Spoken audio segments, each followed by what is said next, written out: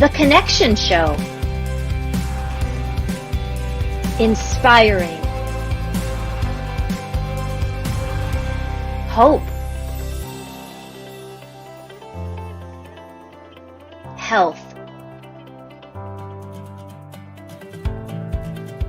Healing. Sponsored by Brave Heart Workshops. Live with Jill Reynolds. Subscribe to our YouTube channel. Like our page. Share it. Subscribe to it now and click the bell so you don't miss any of our upcoming shows. The Connection Show, inspiring hope, health, and healing, sponsored by Braveheart Workshops Live with Jill Reynolds. And joining me today is Jeremy Nunes. Is it Nunez or is Nunes?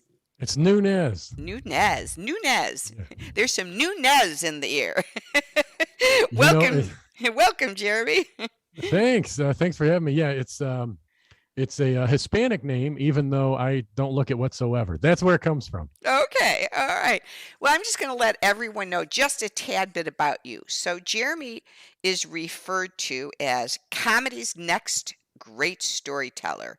His unique show has been in demand for over 20 years, and he's drawn rave reviews for his clever observations, unique storytelling style, and the ability to improvise with his audience.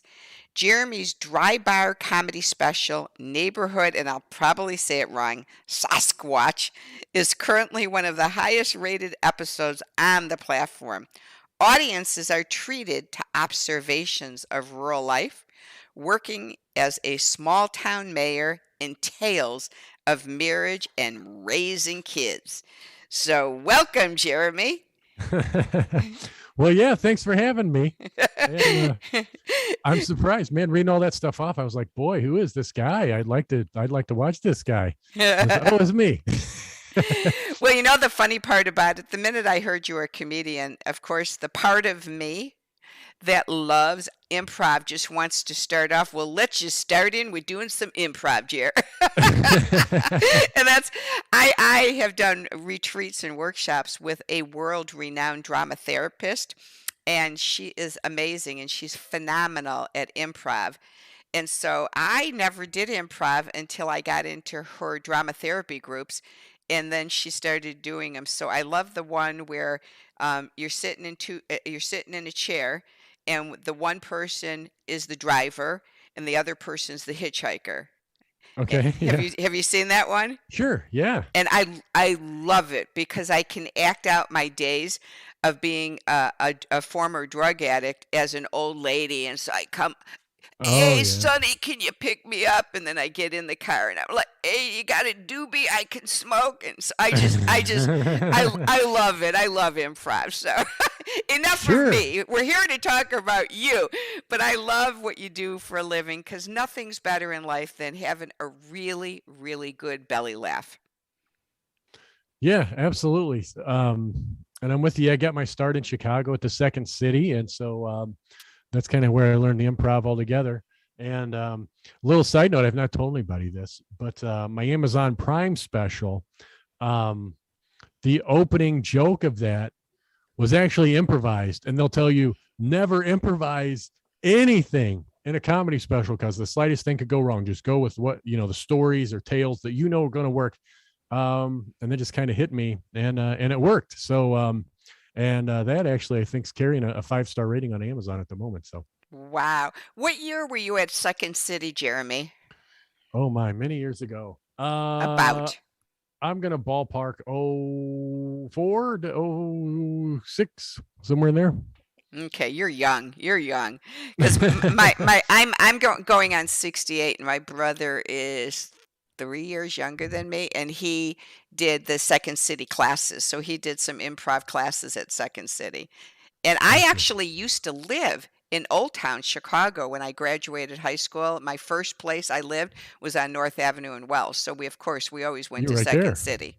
Yeah. Sure. Yeah. So Yeah, I still remember 1608 and 1616 North Wells. That's where it's located. Yep, Two in big the theaters there. John Yep. Belushi days, I'll tell you.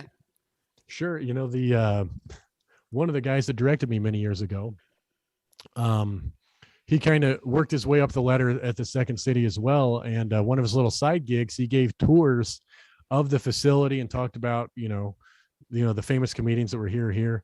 And they actually stumbled upon a side room that Belushi and Dan Aykroyd used to do cocaine. So, and I'll do a side note for you. I actually went to a small party with Robin Williams snorting cocaine with Robin, and Wow, those were the yeah. days.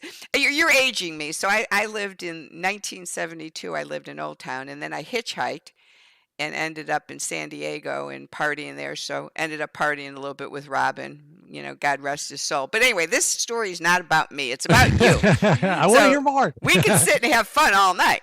So, Jeremy, on this show, what we love to do is just kind of what we're doing now is connecting the dots of our lives, the story, because I believe our stories are so imperative of where we've come from. So the good, the bad, and the ugly of little Jeremy growing up, and then how that little youth of you made you who you are today. What led you from little Jeremy, a toddler, young boy growing up, to Jeremy, adult today? Oh my goodness. This I need a couch. And you can give us the shortened version, because I'm sure it could go on and on and on and on, and we can probably make a whole skit about this. Well, I've never really been asked that. You haven't seen me in person yet, so you may not know, but I'm 6'6". I'm quite a tall guy. But I wasn't always. I was always the shortest kid in my school for many years. And of course, you're shortest kid, you get picked on quite a bit. So I got picked on quite a bit. But I noticed the guys would be easy on me if I made them laugh. So that's kind of where the jokes first started to come from. So as far as how I went from youth into comedy, I would say the short story is that's probably how it all began. Now, I grew up in a small town, and as is the tradition of small towns, generally a father has a business and then he passes the business on to his son, and then he grows up and passes it on to his son. So my family, true story, actually owns the trailer park in my town.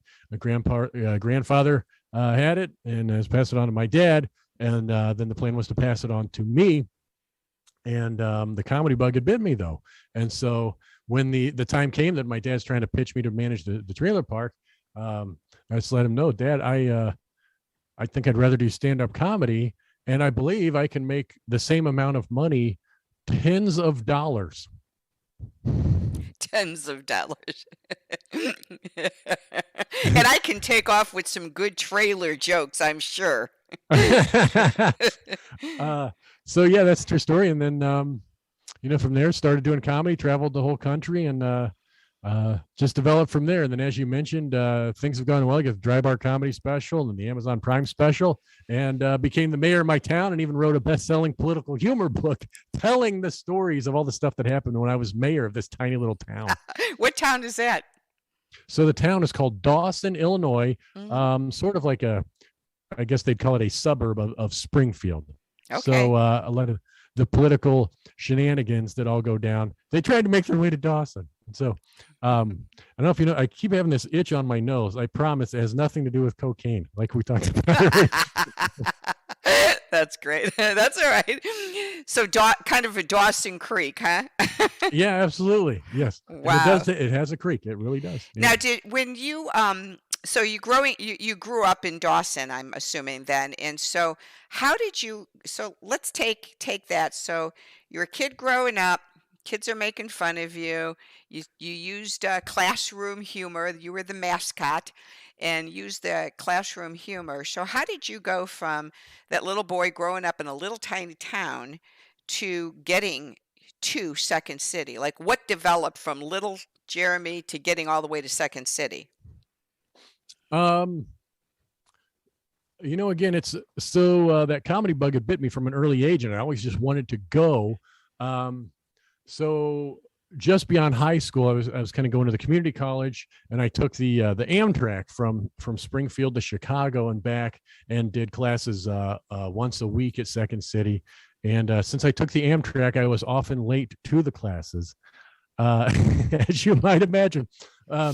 But so that's kind of how it began, and then got to the point I was offered a chance to actually audition, got through, and what they tell you is by the time you make it finally all the way up, you've really beat out hundreds of people that are trying to make their way through there. So I guess it's how it started when I moved to Chicago, kind of a bit of a culture shock. I moved into a big apartment building. More people lived in my apartment building than lived in my hometown. And did you live over there right by the North Shore, right off of North Avenue Wells in that area by Lincoln Park? I lived a little bit north of there. I was in the Wrigleyville area. Okay. So, the Cubs. Did you become a Cub fan? I already was a Cub fan, and then I spent too much time at Wrigley Field and not enough time focusing on comedy. Well, you could have made a lot of jokes about the GOAT and never winning the World Series until we did. Sure. Yeah, many years ago. And it was it was a hot mess a lot of times. And there's actually it's since closed, but there was an improv comedy theater just maybe 3 doors down from Wrigley Field called the Improv Olympic, or the IO they called it. And many of the people that came up through Second City also were there. So I was on stage quite a bit there. What was really weird is if you're performing on night there was a baseball game, you could, you do a joke and then you just hear this massive roar of the crowd. And then you have to pause for, like somebody hit a home run or something, They're cheering for me. It was a home run joke. There's like 14 people in the audience and I hear a roar of a stadium. Exactly. That's great. That's good sound effects. So you can, create your own show, podcast, and have the sound effects from the baseball game, and everyone thinks you're speaking to tens of thousands of people. I was listening to I'm going to get a little sidetracked. Listen to this comedian that he clearly, I'm sure it happens, in the speaking business also, but people, they try to pretend they're much larger than they truly are. And he tries to make it like this big deal, and his CD, he tells a joke, and then you hear the roar of like a theater audience, and the laughter kind of goes like this, like, bah!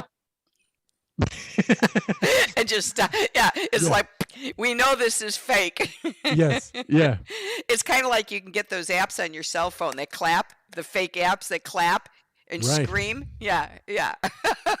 It was clearly made up. And the guy was, he wanted to open for me, and he's like, I'm selling out theaters. And I'm like, unless you have a theater in your house, I don't think you're selling out theaters. So you have the books behind you, Jeremy. So let's talk a little bit about that so people know. So it looks like there's 2 of them. Is that 2 or 3? Are those books or posters behind you? I'm looking at. Yeah, it's a little of each. So the orange you see, that's the Dry Bar comedy special that you mentioned, Neighborhood Sasquatch.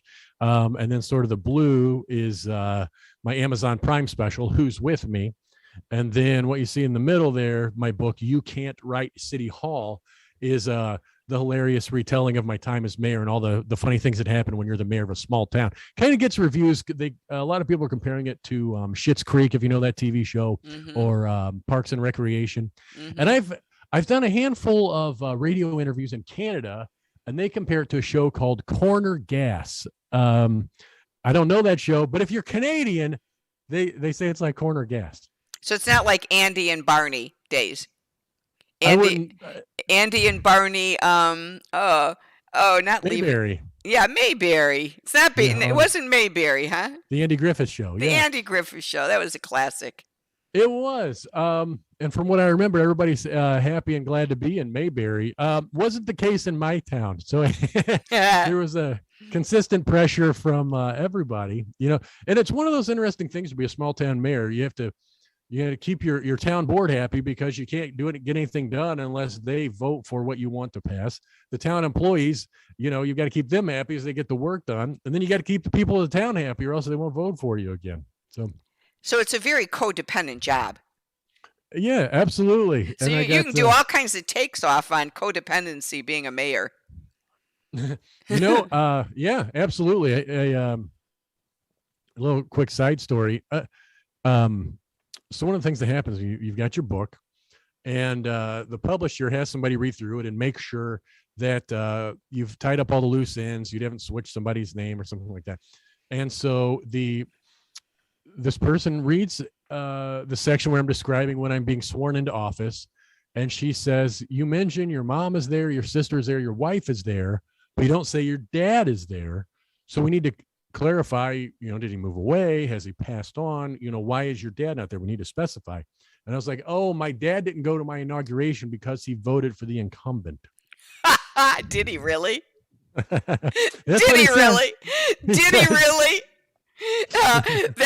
That's a good joke though, because he voted for the incumbent. So that's, but it's so weird about dysfunctional families. That could have very easily happened. In my family, it probably would have. Yeah. I have he to actually- laugh about that because it would have happened in my family. And at the time, so election 2016. I don't know if you remember, it was a little past. So it was after Trump was elected. A lot of liberal outlets were encouraging their supporters to complain at their family Thanksgiving dinners and whatnot. They're encouraging the liberal supporters to complain about President Donald Trump. Well, and to ruin Thanksgiving. Well, at my house, my dad ruined Thanksgiving because he complained about Mayor Jeremy Nunes. You complained you weren't doing enough for him, huh, to get what he wanted, his agenda. I guess he even said, I'm not voting for you again. And I was like, yeah, get in line. Get in line. I'm going to raise the taxes at the trailer park. That's right. Trailer park taxes are going up 50% this year. That's right. That means $2. Well, Jeremy, I just wanted to have people jump on and get to know you just a little bit, and wanted them to see your bio. So I'm going to flash to your bio here on the screen, and this is how you can reach out to jeremynunez.com. And Jeremy is going to be actually at an event in Overland Park, Kansas at the Sheridan Convention Center the weekend of February 11th through 13th, called Becoming the Best You Can Be, Overcoming Challenges. And, who doesn't want to overcome challenges with some really good laughter? I'd say that's a must. You got to laugh. And the website is called comechangeyourlife.com, where you can still get some tickets to attend this. And, Jeremy, I'm doing an event 2 weeks after the one you're doing in Overland Park called Christian Women's Retreat, Connecting in Joy, Hope, Health, and Healing, Connecting in Joy. And then on Saturday, we're all going to the Pure Joy Conference in Branson and laughing. And so I just really think that right now, more than ever, we need joy and we need laughter and comedy. Yeah, I would agree 100%. So, the event you mentioned, February 11th through 13th, is Super Bowl weekend. So if you're trying to remember Super Bowl weekend, and I'll be performing Saturday night at the Black Tie Affair, and tons of talented speakers, as you mentioned. I'm looking forward to seeing several of them, and then of course I'll do stand up that night. And you're right about joy. So many times people come up to me after shows and say, I needed that. Thank you. And that's probably the most rewarding thing. People ask me, what's the most rewarding thing, especially if somebody comes up and said,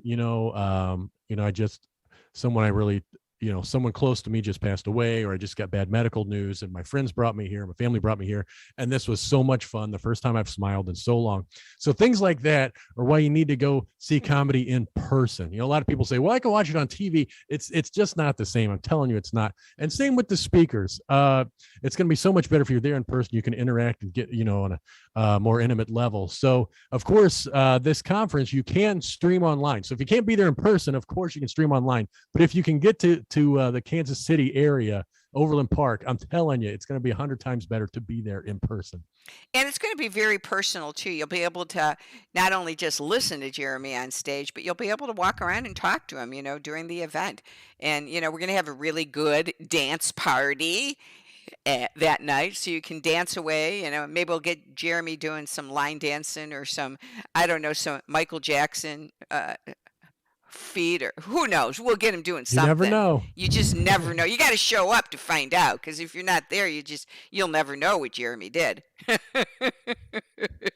Absolutely. It'll be one of those things you'll hear all about it and they'll say, "Oh, you missed it. You should have been there." Exactly. Say, "Oh, maybe next year." It's like, and to tie it full circle, be like being a Cubs fan all those years. You just say, "Oh, maybe next year." Maybe next year. Maybe next year. Maybe So don't be next one of year. those people that say maybe next year. You got to be there. Yep, and overcome challenges. And the other cool thing, Jeremy, it's on the leading up to Valentine's Day on the 14th. So why not get away and just love yourself, really?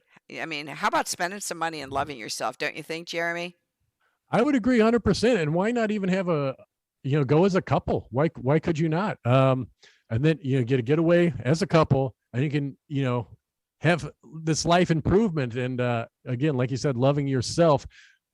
What could improve your marriage better than watching speakers tell you how you can improve your life? I mean, Yeah. And then you get to come see me and you laugh your troubles away. I mean, what could be better?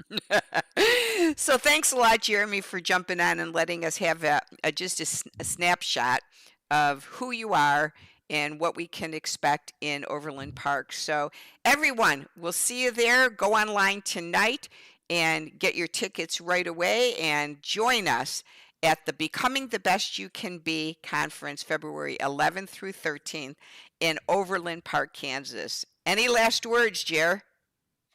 That's about it. Like you mentioned, please check out my book, You Can't Write City Hall, or search for me on Dry Bar Comedy or Amazon Prime. You will have a blast, and please join us in Overland Park.